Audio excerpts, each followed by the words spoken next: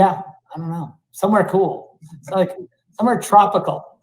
There you go. It'd be like a cider stock. What's that? Why don't we do we'll do the IMAX theater and you know what? Fiji. Chris Wong, you're talking to him later, and he lives. Oh, in Hawaii. Yeah, Hawaii. I wonder if they have a 143 screen in Hawaii. Right? Road trip. Reason to go. Ask him tonight. Oh my God, that's tonight. Give him something to do. Oh, wait. Let's Google that. Research project for you, sir.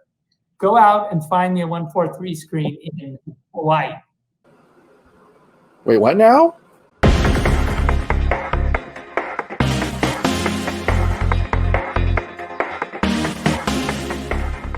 Well, welcome back to the Ping Pong Flix Show. My name is Chris Wong. I guess I got homework to do from Zack Snyder himself. Oh boy, but it's great to see him join the League of Mayhems. It's been quite a day indeed, but before I get into that, I have to thank my newest member of the Ping Pong Flix Show. Thank you so much to Joseph913. Thank you so much for joining the Ping Pong Flix Show family. Every little bit helps. Thank you so much to Joseph. But like I said, it's been a pretty big day, especially what we're going to call the Halls of Justice Day. But I want to be sure I cover a few DC stories before I get into the brunt of this show. So the first topic of the day is there's going to be there's rumored to be a Swamp Thing Season 2 coming on HBO Max. This is coming from Geek Vibes Nation, which is coming from Full Circle Sign. And it's just something that popped up on the Swamp Thing Facebook, but they're suggesting in this article that they have been kind of on, right about certain things. But like I said, there's no official confirmation as of yet on whether that's actually happening, but you do kind of see that could possibly happen if CW is doing well, like they said they are in terms of the first season, that it could draw interest into a season 2 of Swamp Thing. And in this case, this time it's going to be on HBO Max, which, if it were to happen, I would love it on HBO Max rather than CW, because HBO Max has the more flexibility in terms of the mature rating. As for CW, they can't go that far, especially, they had to kind of censor a bit from season 1. So at least that's what I've heard. I've watched season 1 before when it wasn't on CW, and it was pretty gruesome, and there's swearing and things like that. So I can't imagine that all being there in the CW version. So if they're going to do a second season, please, that would be awesome to have it live on HBO Max. Maybe it could even connect to J.J. Abrams' Justice League Dark and his spin-offs that were reported that he was working on, which is Constantine and Zatanna. So we'll have to wait and see about that. But that is certainly should make Swamp Thing fans happy. At least just a little bit. All right. Well, there's something else that happened a while back, about in 2017. Wonder Woman dropped, right? And, everybody loved it. The critics loved it. The fans loved it. But there was one thing that a lot of people kind of had complaints about, and that was Wonder Woman's third act. I didn't mind it, although there were certain parts where she was talking about, I believe in love. That was kind of felt like thrown in weirdly, but I never thought anything of it until now. Recently, Patty Jenkins had some comments about Warner Brother altered Wonder Woman's third act. So this is coming from the Snyderverse. Actually clipped this out from an interview for Wonder Woman 1984 with Patty Jenkins. So check this out. The final showdown in this movie felt very personal and intimate, whereas the finale to the first film was more of this epic battle with lots of visual effects. So was it a conscious choice to pare things down this time around and make the third act more personal? that the original end of the first movie was also smaller, but the studio made me change it at the last minute. And so that's always been a little bit of a bummer that's the one thing people talk about, because I agreed. And I told the studio we didn't have time to do it, but it was what it was. And I ended up loving it. But that was not the original ending of the movie. So yeah, I would love to see the original ending, and I'm wondering how that was. Is it shorter? Was it more, not as extravagant? Was not as big and epic? Or what changes were in the ending of Wonder Woman? And I wonder if that would have been better. So definitely, if you can, release the Patty Jenkins cut. I'm just kidding. But if there's any chance we get to find out at least a little bit more detail on how the original ending was supposed to be, that would be kind of cool to find out. But it does go to show you that even with Wonder Woman in 2017, Warner Brothers was still trying to mess with things. Thankfully, it wasn't enough to destroy the film, but you never know. Maybe that little bit could have brought Wonder Woman 2017 to the $1 billion mark. But alas, we'll never know. But I still want to hear what the third act would have been. All right, like I said earlier today, it is Deck the Hall of Justice Day. And that is, coming from Andre from Nicotina Show. He actually put it all together. He contacted everyone and pulled together an extravagant schedule today, all to put all the charity, right? And every single of these podcasts had a link to the AFSP, to the Autumn Snyder fundraiser page, and just to get it to that 50,000. Now, at this moment in time, I think it's around 37 something, but at least it actually got to the $500,000 mark for the AFSP. When it totaling all the different charities that got together, all the different donations, it is now $500,000 mark. Congratulations to everyone. Congratulations to Snyder's. And thank you to everyone who has donated to this foundation. It is absolutely amazing what we can do together. And shout out to Delta Fran, for putting out this gift. He is the king of gifts. Definitely is. But yeah, it was an incredible day. And not only that, but the international panels, the domestic panels had a ton of guests that came on as well, right? And other, YouTubers mixing in with the other ones and so on and so forth. I have tons of DMs with like, come on this show, what about this show and things like that. Can you send someone this link? And it was quite a day and the days leading up to it. But shout out to Andre for putting this all together.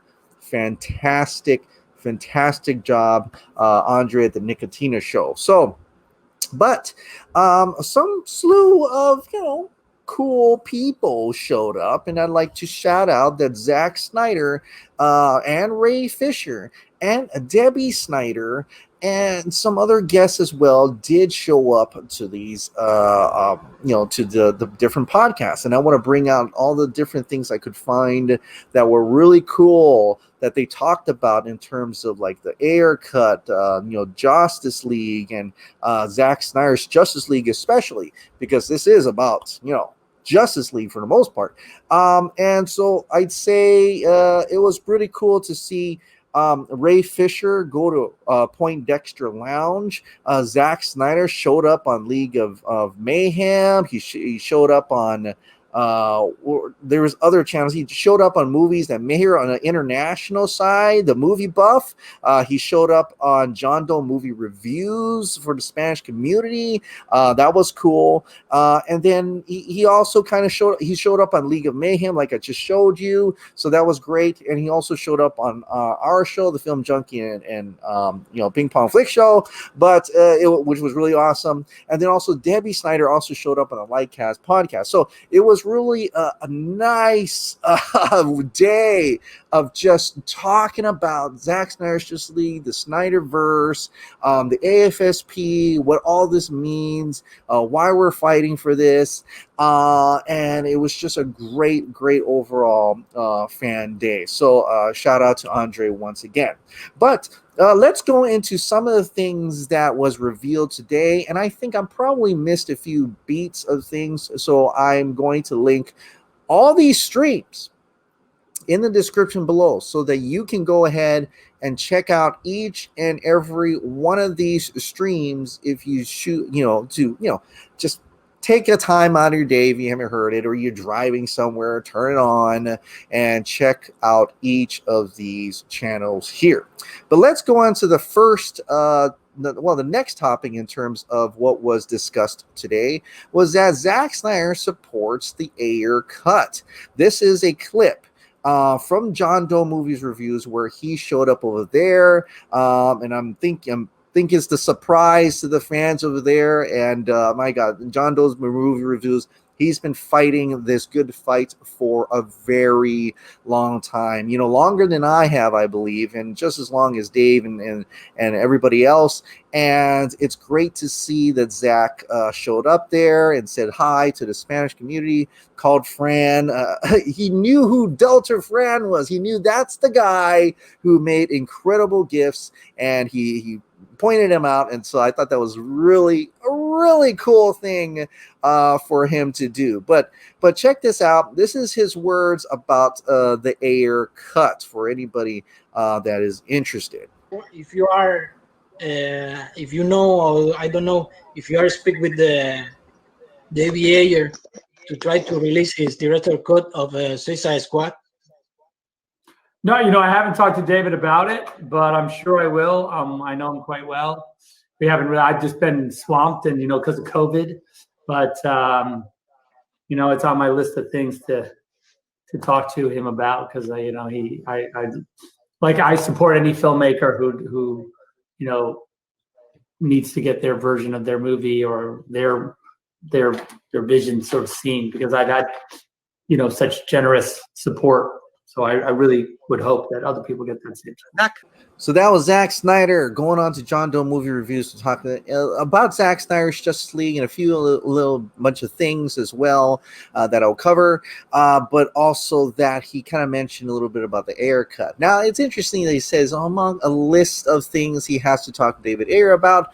I'm wondering what those list of things are about. Is it just beyond David Ayer's Suicide Squad? I'm wondering, is he one of the other directors that may have contacted? Maybe, really, I don't know, but it would be kind of cool if David Ayer came back to do a few projects with Zack Snyder in some fashion. May not have to be DC, but it could be something else. But I like that he supports that 100%, and that he's going to call him up or something. David Ayer, if you're listening, please answer their call. Let's talk about David Ayer's Suicide Squad and get that out as well. So might as well. So I think that was a really cool comment from Zach. But there were other things in there, like there's about more IMAX screenings. He was talking about, like on League of Mayhem, he was talking about how it would be great to have like Man of Steel, BVS, and Zack Snyder's Justice League, maybe like a 3-part IMAX event. So that's like over 9 epic hours in the theaters, and it could be over 3 days, he said. So there's no real clear plan. It's just something you thought about, probably like a charity type event as well, which I thought would be really cool in several spots of the country. Like he said earlier, I probably have to research if there's a 4:3 IMAX screen here in Hawaii, and then maybe he'll fly down. But anyway, that is so cool to see, and that we're still continuing to fight and get more money for the AFSP. And I think this it's very important to the Snyder family, and so thus was pretty important to us as well. So, but that's not all. Like I said, other people have come on to the different streams. One of them is Ray Fisher. He went on to Point Enosh's Point Dexter Lounge stream, and then I pulled a little clip from here where he actually does talk a little bit about working with Joss Whedon. This is kind of cringe. I'm not gonna lie, it's kind of cringe. How we're realizing how Joss Whedon is after Age of Ultron.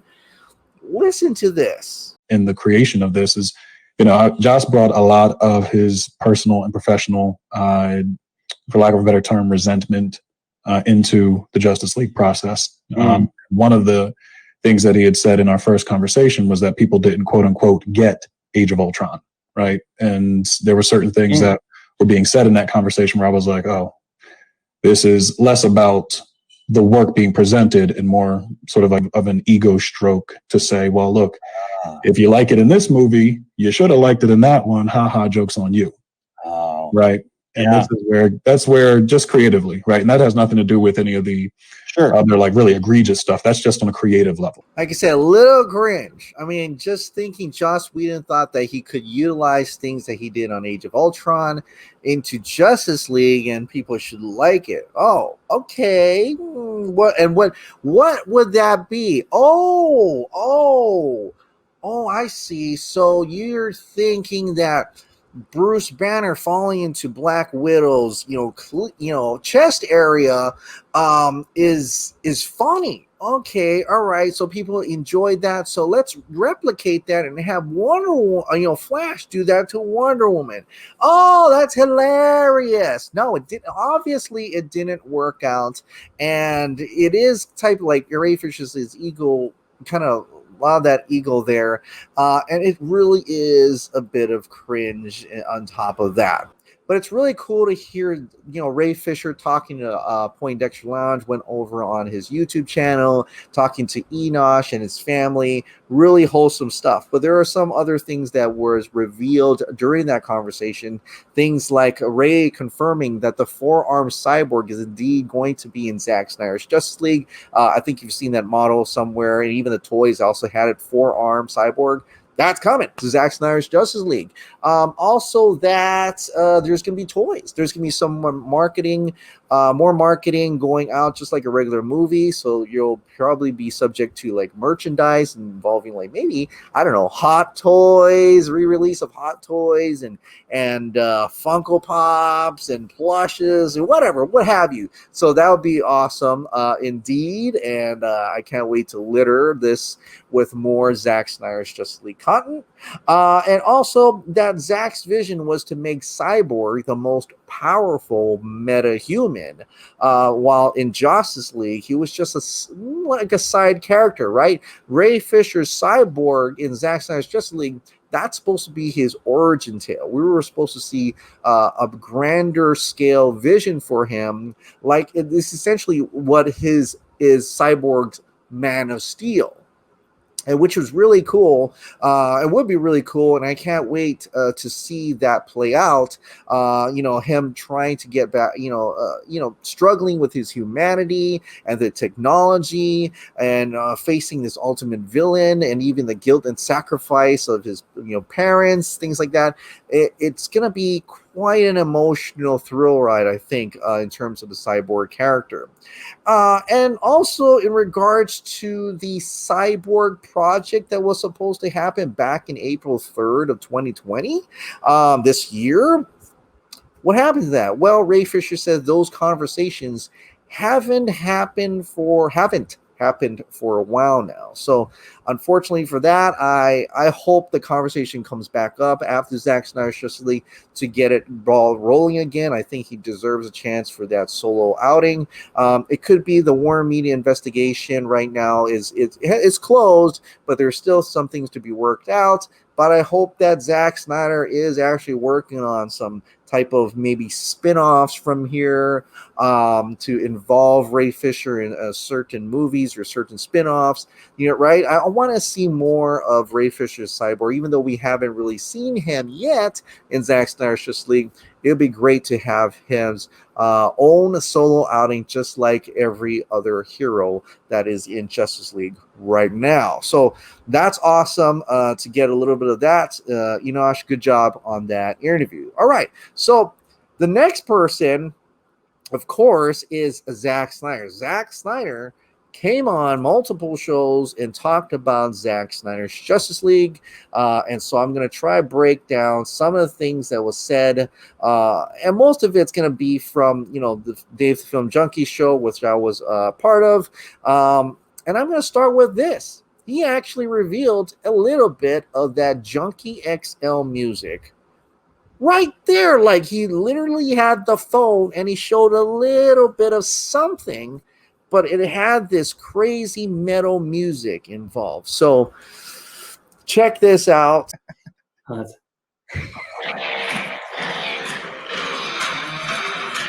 Oh my God. Is that Junkie XL right there? What's that? Is that Junkie? Yeah, that was a little XL right there. Wow. Hey, did you hear that, guys? Exclusivo. Oh, flipping that out. Wow. Wow, that was so cool.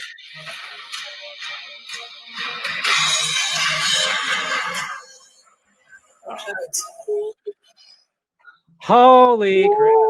Oh my gosh. Look at this. Oh, man. Great to see Dave's bat wings flapping in excitement. But seriously, that was an awesome little reveal. He's editing things upstairs and they're sending him things down for approval, or just like, check out on this is really cool. Junkie XL music. And I don't know if you could see. So you have to go and watch this stream and zoom in high def, because there is something on Zack Snyder's phone, and it looks like on the top image it was Steppenwolf, and on the bottom or second, I can't tell if that is either Darkseid or Batman or whatever is going on in the other clips down below. But definitely, it really shocked us that he did that, and I'm like freaking out. As you can see, it's so awesome. Got some really metal music happening on in Zack Snyder's Justice League. Indeed, that's awesome. I can't wait to hear some of this XL music and seeing where that scene and what takes place during that scene. So that is completely awesome. Now, the other thing that Zack mentioned, and it's part of a question I asked him, because I was wondering, we were talking about the multiverse and how Jim Lee got, the Crisis on Infinite Earths to put together, and Ezra and Grant Gustin on the same screen. And Zack liked it, and he said, yeah, it's a great way to bring fans together, and also, show that there's a multiverse out there in that case. And so I felt like, you know what, I'm going to ask him. I'm wondering, you talked about Jim Lee, and Jim Lee helped helped him with a lot of the storyboard and things like that, and drew a lot of things. I'm wondering if, were there any plans for the future? Well, this is what he had to say.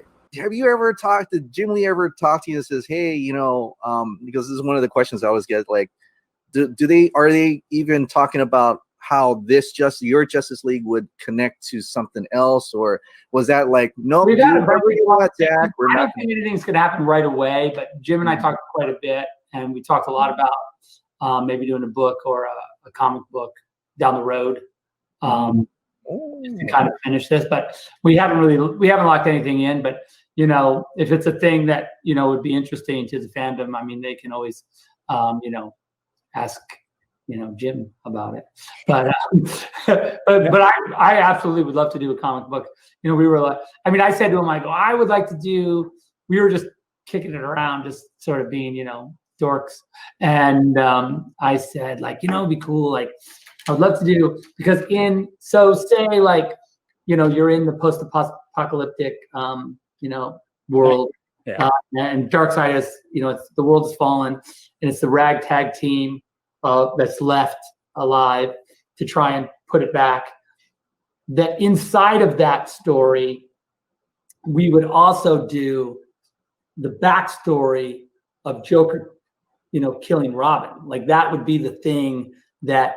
Because if Joker is somehow involved in the, in the stealing of the mother box and using it to create the treadmill, that was, because like in my mind it was always like Cyborg was going to do the math and figure out this is what we got to do to go back in time to warn Bruce correctly, and so but I always thought that there was the conflict. A lot of the conflict that was happening there was Bruce reliving the events that the death of Robin and sort of what went into that. Yeah. And I was like, that'd be a fun comic book, even just the death of Robin. Oh man, in that world, just like a nice little one-off little. Yeah. So a couple things. Now, a lot of people are wondering, does this mean that Zack Snyder's Justice League 2 and 3 is going to be in comic book format? Not necessarily. I think when he was talking about this, like how Wall Uber Kryptonian pulled out, is that in the midst of part 2 and 3, he could pull out little side stories, little companion pieces that could, give a little bit more, I guess, context to certain situations, like in the nightmare scene where, Joker has to work with Batman, but Batman is just bringing up all this negative past in terms of killing Robin, so he wouldn't have a comic book that shows you what happened to Robin and how he killed Robin and things like that as a companion to the actual story. So to me, I think what he's trying to say that, and he's trying not to give away that there could be a Justice League 2 and 3 later on, because it's still early. We still need to watch the first part. But that if there was a comic book that he'd probably explore different side stories in terms of that. So like, Kara in Man of Steel prequel comic book, right? A little context and to the overall, the main storyline. But the other thing that we kind of, didn't get to talk about too much is the fact that Joker, did he just say Joker? Did he just reveal that Joker has to steal a mother box to help create the cosmic treadmill so that Flash can go back in time to see Bruce? What? Whoa, that's something. So that does go to show you that, and does pretty much is self-explanatory, that Joker is part of the ragtag team that helps out Batman, in this case, steal the mother box to assist in getting Flash back in time. How crazy is that? I can't wait to see this. Are we going to see snippets of that? Because we know Jared Leto did shoot for Joker, and now now he pretty much explained that Joker is definitely in the nightmare future, and Jared Leto shot that. Are we going to see snippets of him trying to steal the mother box, or is all him talking about this is for any future Justice League that may occur? And I hope that happens. I really do. I still feel and believe that with the success of Justice League Part 1, we'll definitely get a Justice League Part 2 and 3. But that's not all. On this interview, he actually mentioned a few other things that I want to point out. He says that there's about 80% unseen, 100% different movie here. So we haven't seen 80% of Zack Snyder's Justice League. Wow, that's huge. And what I think he said, like 27,000 or 2,700 VFX shots, something like that. Take a look at the interview for a little bit more about that. But definitely 80% unseen. That's a whole lot of iceberg. So we really have just seen the tip of the iceberg. So I can't wait to see how big this is. This is going to be incredible. Other things revealed that in the new year, so not anywhere at the end of this year, but in the beginning of the new year, there's going to be a new Zack Snyder's Justice League trailer, a full official trailer for it. And probably have some Junkie XL, I would expect, and some type of story to it. There's going to be a release date announcement as well. And there's also going to be another cool announcement and also a poster, a new Justice League poster. So marketing will definitely go full forward, like start during New Year's, January, because like he mentioned, after the Wonder Woman 1984 kind of run goes through after Christmas, and then the marketing for the next DC should start right after. So, which is great. I can't wait. At the same time, Zack Snyder does support Wonder Woman 1984. He clearly does talk about that. He wanted to talk about Wonder Woman 1984, and then he revealed that that he didn't try to handhold Patty Jenkins nor the other directors. He felt that how would he feel if someone tried to hold his hand? He didn't like that. So he wanted to give that same freedom that he would want to have to James Wan, to Patty Jenkins. So that's why a lot of the creative liberties are different in terms of Aquaman and Wonder Woman 1984, right? And so he said he didn't want to get into nitty-gritty details. He's pretty much letting the directors kind of do their thing, but also they are aware of where he was going to take it. So I found that very interesting, and makes me even more curious about Wonder Woman 1984. And definitely he truly 100% supports it, of course, because Stone Court Productions is all over that thing. And I think he's pretty much telling us to support it as well. But that didn't end the day. Debbie Snyder also showed up. Debbie Snyder talks about Zack Snyder's Justice League and the new AFSP charity goal over on Lightcast podcast with Matt and Taylor. And here is a little bit about the AFSP and her little message for the fans. Zack and I are so touched by what this community has done, has come together, and no one's done anything like this community has. Now, other things she talked about in terms of Zack Snyder's Justice League was that when Zack was asked about the Snyder Cut, he was told there wasn't funding. But he said that his score wasn't done, the VFX weren't done, and his was 4 hours long. This is 2 hours. There's a lot missing. He clearly got the money he needed to finish it off. So I guess a few years back, it wasn't really done. I mean, he's told that many times, but it wasn't done. But now it's going to be done. They're clearly working on it day and night at this point upstairs in the editing room, trying to bang this out before next year, which still looking like March. Even Ray Fisher thinks it's also March.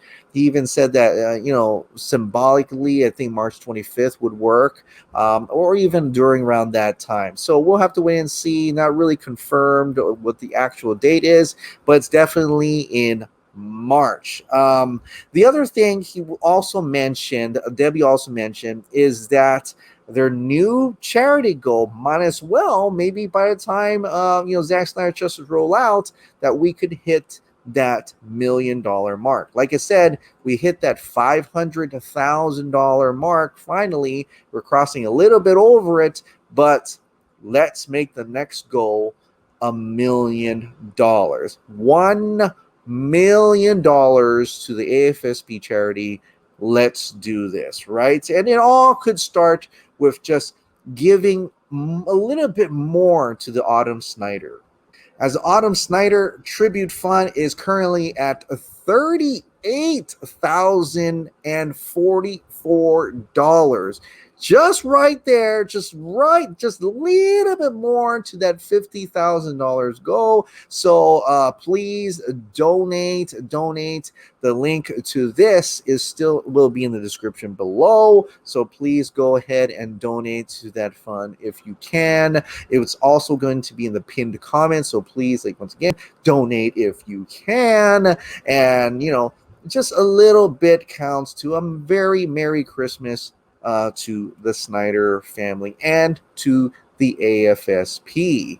All right. Well, that is pretty much what I could break down from what happened at the Halls of Justice today, but it's a lot of information. There's a lot that happened today. So please, like I said, go to each and every of those podcasts, YouTube streams, click on them, watch them, listen to them. Lots of great content there, lots of great content creators on there as well. And it's great to see us unite all together to, put a lot of it into the AFSP charity and help donate to that.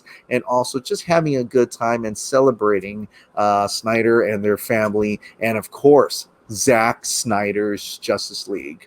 All right, well, let's now get into the Ping Pong Flix members' comments and questions. Like I said, this is your opportunity to kind of just if you want to comment or question on anything, just comment and question on the video below by joining as a member down below. So here is going to the comments and questions now. The first one is from Mike G. Dude, quit playing. He's announcing the trailer at Deck the Hall of Justice. That's cool, but we've just been through the Deck the Hall of Justice, and we didn't get a trailer, but we did get to hear a little bit of Junkie XL and all that information there. So that was kind of fun. Brandon Hayes, hey Chris, did you catch Ray Fisher's latest interview on the Poindexter Lounge YouTube channel? Ray really had an in-depth interview there regarding all things Justice League. It confirms what I have been thinking and feeling. Some really bad stuff happened during those reshoots with Joss Whedon. Ray made some comments confirming what I felt. Warner Brothers Pictures just gave too much power to a comic book writer guy, Jeff Johns, who had 0% filmmaking experience. Anyways, check it out. And I did. Beyond that, how do you feel about all the great new old stuff we're now getting? As a fan, I'm happy, but I sometimes get sad because I think about what could have been.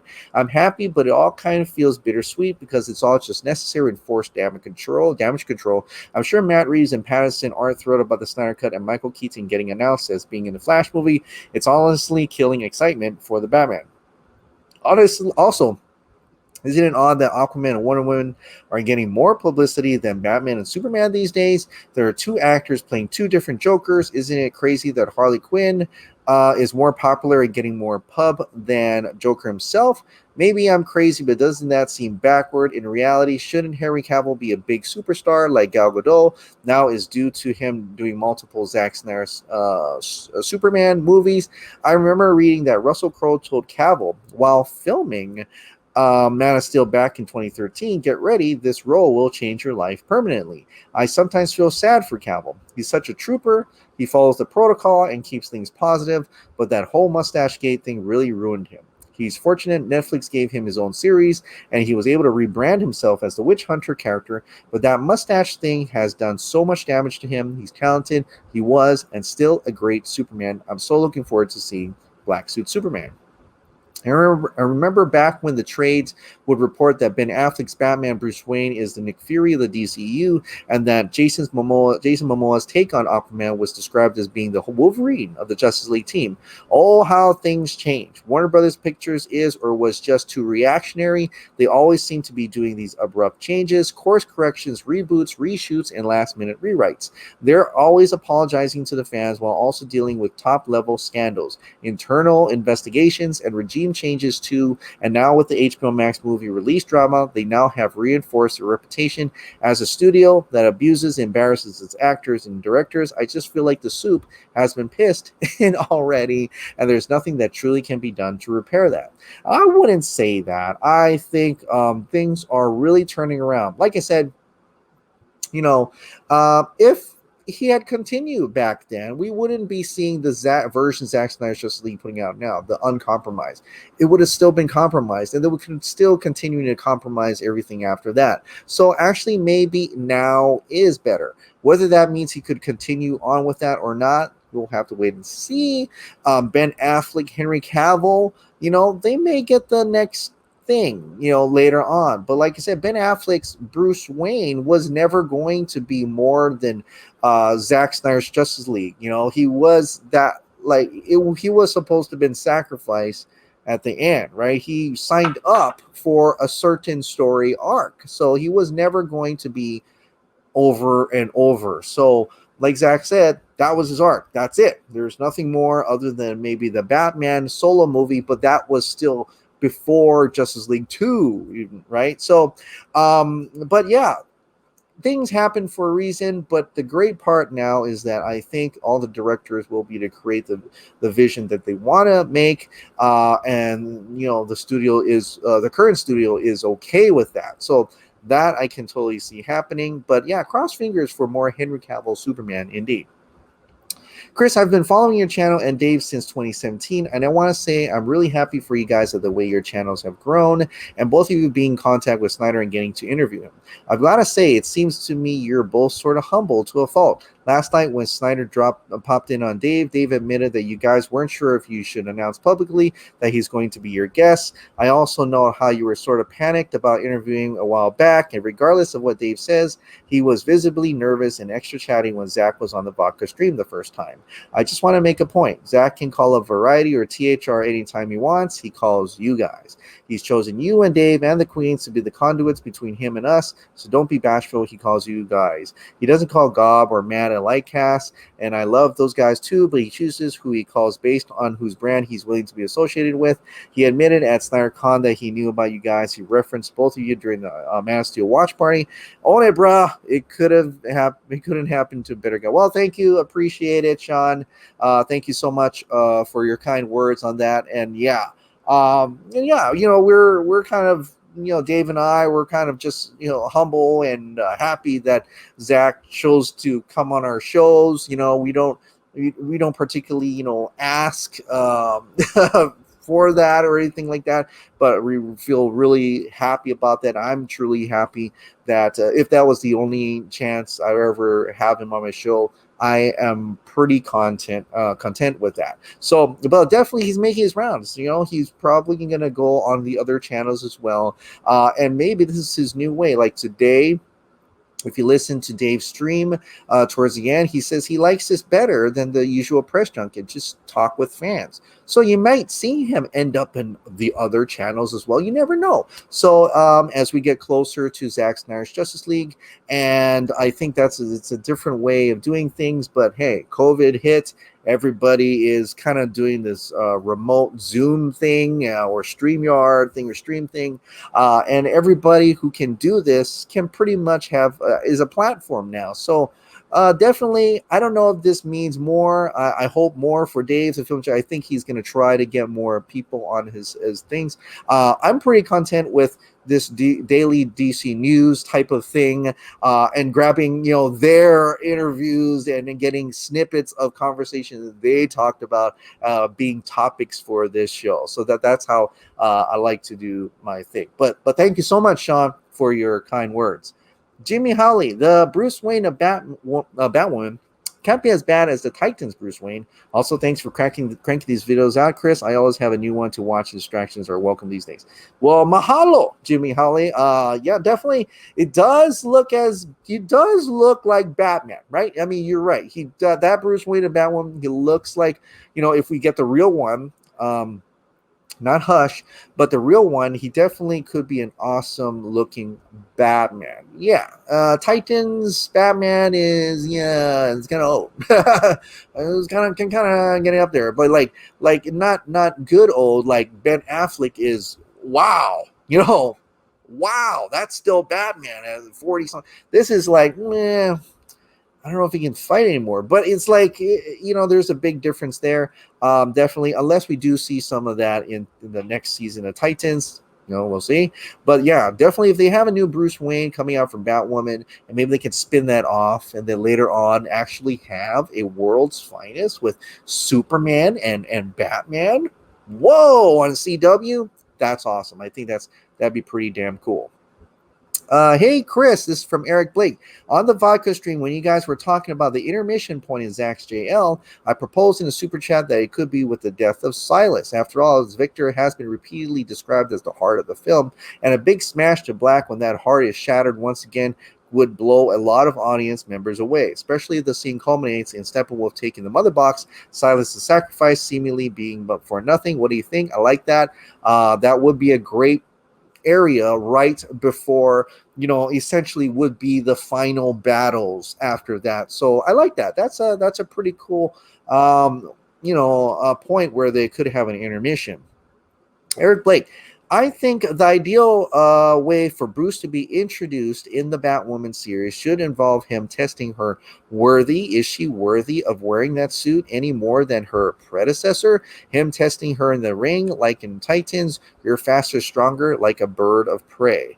Definitely. That'd be kind of cool because, she's homeless, right? She's this homeless girl. She's not the original Batwoman, so maybe there would be some training involved with that if that were to come about. I like that idea, and it would be a great way to kind of have actual Bruce Wayne come in and hopefully spin that off. Like maybe once in a while he helps her out in the actual suit. Carlos, mahalo, Chris. Great seeing Connie Nelson talking to Film Junkie, and seeing you guys pop up afterwards is always great. DCEU fandom united. Have an amazing time talking to Zach on Sunday, which I did. Just amazing, and maybe he'll give us some little tidbits, which I talked about. Oh, and tell him I said hi. Well, the fans say hi, so I just read this later, but he said hi to everybody, said hi to all of us, and thanked us all for donating to the AFSP. Amparo, congrats to you and Film Junkie for the live show you're going to do on Sunday with that very special guest. Indeed, it was fun. Enjoyed it. Thank you to Dave for allowing me to be a co-host and once again. And it was great having fun, just talking story and talking with Zach. And then afterwards, kind of celebrating the moment with Scott McClellan. I'm so happy that Scott and Tim got to finally talk and actually ask a few questions. I know Dave kind of threw it back to me and says, Chris, you want to say anything? And I'm like, no, already had my time in the sun. I'm good. Go back, have Scott ask something, because I feel like they should, able to ask more questions and things like that. So hopefully Zach goes on to their podcast, and I think they will. Now that you've seen them and talked in a little bit, I think that will probably happen, probably more towards the actual Justice League release in that sense. And then I think that would be pretty cool. So, you never know. Zach may show up on Squadcast Media. So that would be pretty awesome for them. But yeah, and that is it. That's it for today. Like I said, thank you all so much for watching. Like I said, if you absolutely love this daily dose of DC content in movies, shows, and video games, please click the like button, hit that subscribe button, ring that notification bell, keep this hot dog light on. Keep donating to the AFSP. The Autumn Snyder Tribute Fund is pinned in the comment down below or in the description. And I'll see you next time.